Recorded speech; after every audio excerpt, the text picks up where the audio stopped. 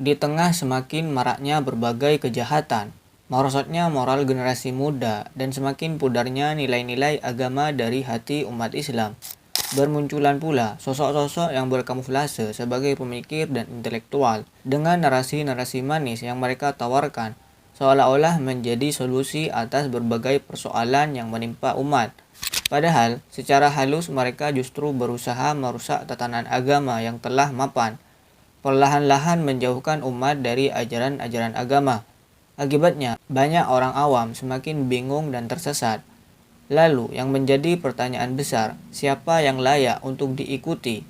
Siapa yang benar-benar menjadi solusi di tengah banyaknya kekacauan di zaman sekarang ini?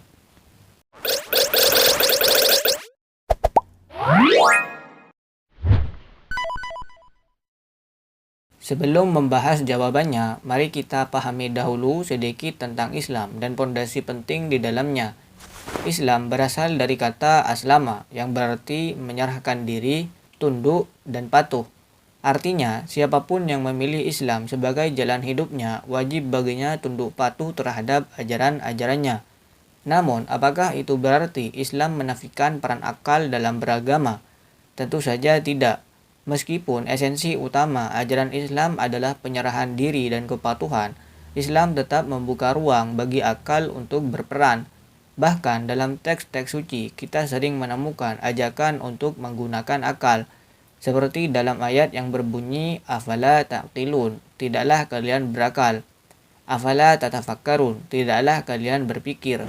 Di dalam sebagian ajaran Islam yang bersifat fleksibel seperti fikih, akal memang diberikan ruang untuk berperan, sebab salah satu tujuan agama adalah mempermudah, bukan mempersulit.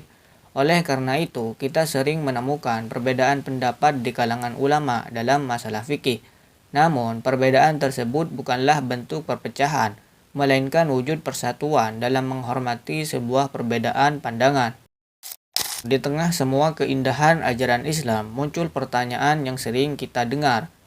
Jika Islam adalah agama yang paling benar, mengapa masih ada pemeluknya yang terlibat dalam tindakan kriminal, kekerasan, bahkan radikalisme?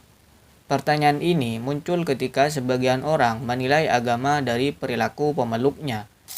Islam adalah agama yang benar, bahkan diakui oleh orientalis barat yang mempelajari Islam secara jujur, tanpa prasangka dan kebencian.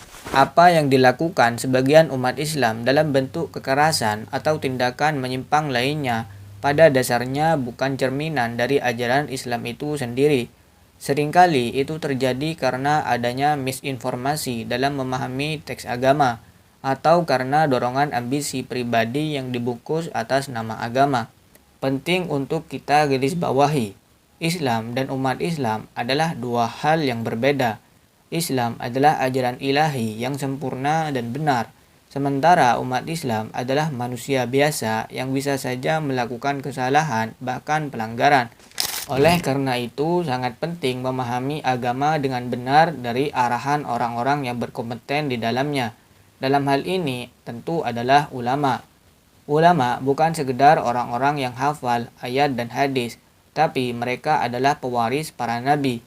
Mereka belajar dengan sanad yang jelas, mendalami ilmu bertahun-tahun, dan memahami agama dengan penuh kehati-hatian.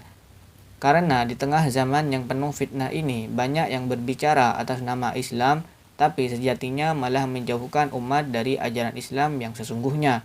Maka, mengikuti ulama yang lurus bukanlah pilihan, tapi kebutuhan demi menjaga agar keyakinan dan amalan kita tetap berada di jalan yang benar.